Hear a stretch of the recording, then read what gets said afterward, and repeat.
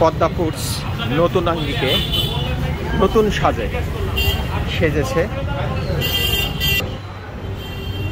কি খাবার আছে দেখি, নতুন কি কি আইটেম আছে আপনাদের এখানে? বেশ কিছু নতুন আইটেম, অনেকগুলো আছে।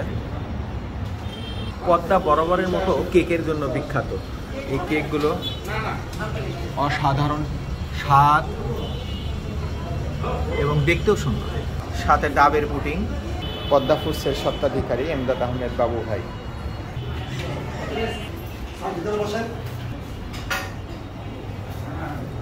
সুন্দর বসার জায়গা, মনোরম পরিবেশ।